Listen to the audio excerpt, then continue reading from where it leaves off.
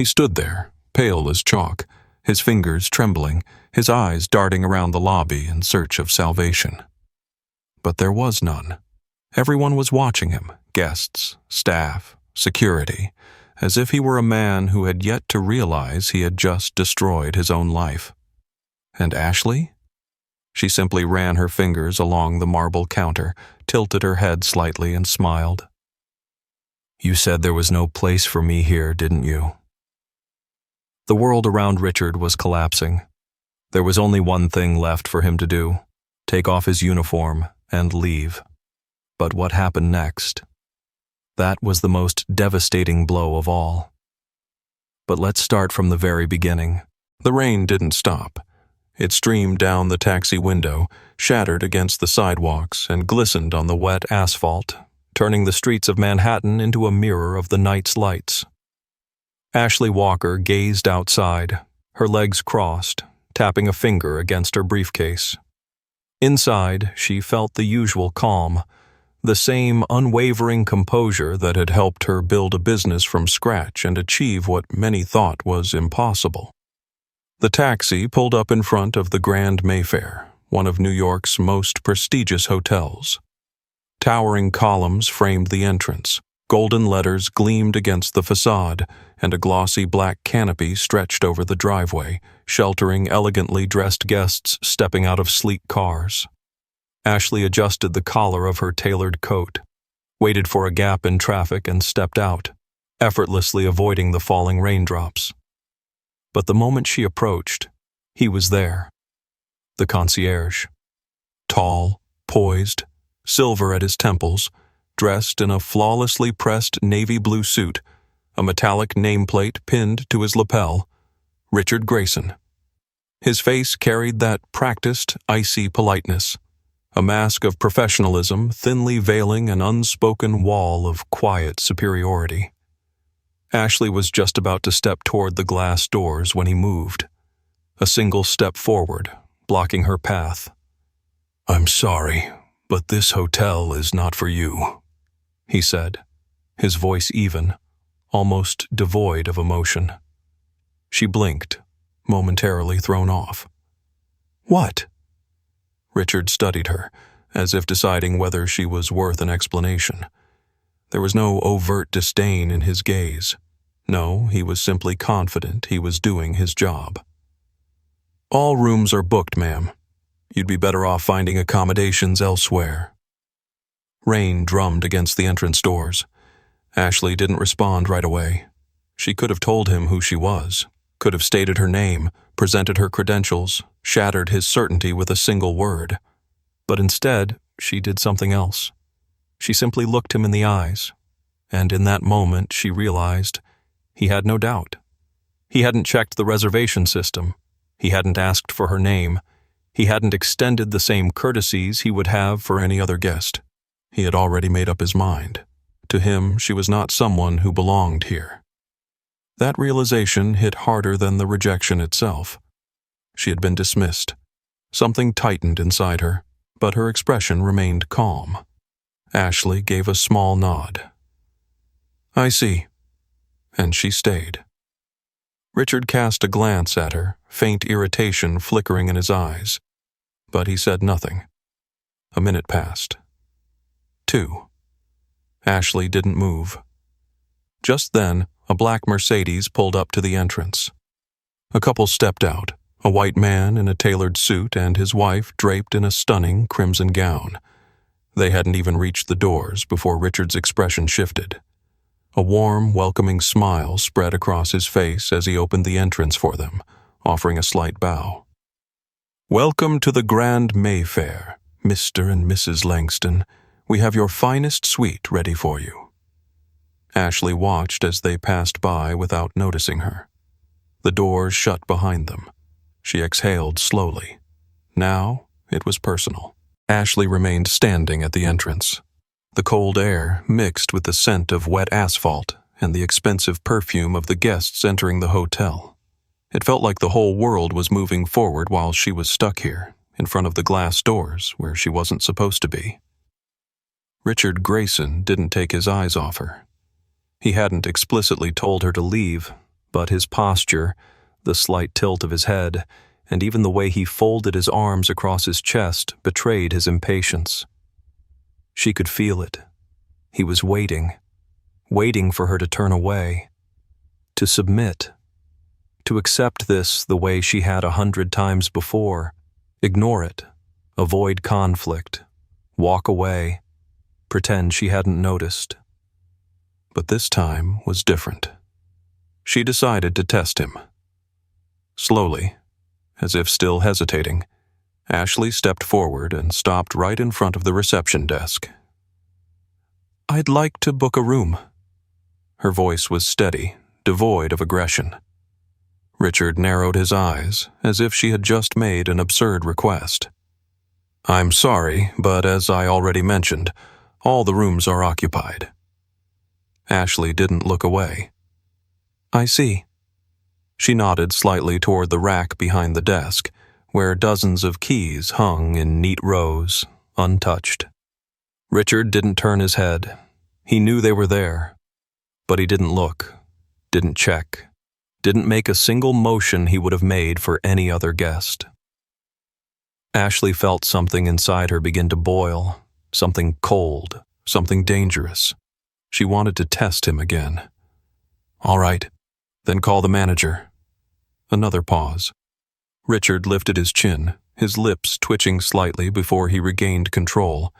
Now he wasn't just indifferent. Now he was annoyed. He didn't like when someone disrupted the established order. And Ashley knew what he would say before he even spoke the words aloud. "I'm sure he won't be able to help you." The moment patience runs out. For her, for him, for everyone. She exhaled. And at that moment, the elevator doors slid open and the manager stepped out. The lobby was no longer the same. Just moments ago, Richard had felt in control, confident, composed. He handled the situation as he always did, with effortless authority. But now, that control was slipping through his fingers like sand. When Stephen Lawrence stepped out of the elevator, silence fell over the room. Some guests kept talking, but their voices grew quieter. More glances flicked toward the reception desk, toward the scene unfolding, something that just seconds ago had seemed impossible. The hotel manager, a man who was always self-assured, always unshaken, now stared at Ashley as if he had seen a ghost. "Miss Walker?" His voice wavered, like he couldn't quite believe she was standing there. Richard blinked. The name struck him like a blow to the head. He needed a second, another second.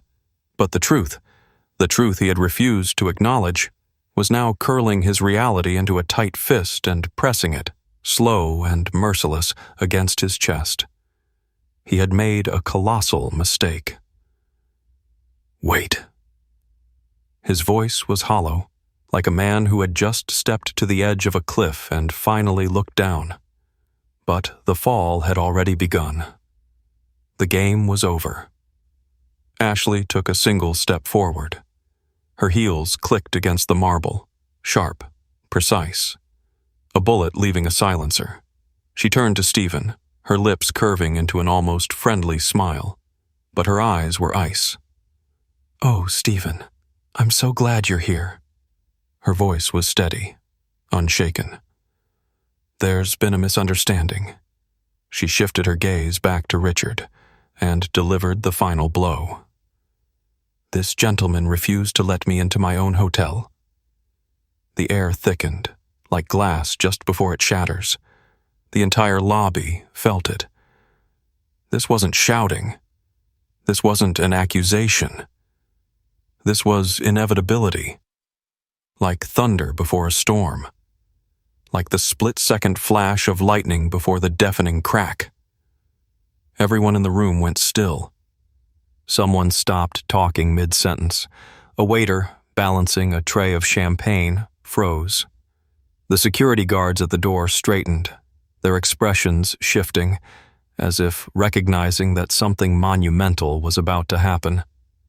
Stephen stilled. His eyes widened. Richard didn't move. Somewhere in the depths of his mind, there was still hope. Hope that this was a misunderstanding, that he had misheard, that this was just some stupid coincidence. But she was looking at him. Calm. Cold. Like someone who already knew they had won, but was still giving their opponent time to realize they had trapped themselves. Richard swallowed. But it was too late. Stephen slowly turned to him. Driven by the weight of inescapable truth, he spoke the words that made Richard's entire world collapse. "You turned away Miss Walker?" And in that moment, Richard felt small. The world shrank. It wasn't about the hotel anymore. It wasn't about the guests. It wasn't about the policies. It was about her, her stare, her fingers idly tracing the smooth marble countertop as if she were merely enjoying the texture. He didn't know what to do, what to say, how to escape this. There was no escape. His lips parted. But the words wouldn't come, because there were no words that could fix this. A second, another second. The problem was, time had already run out.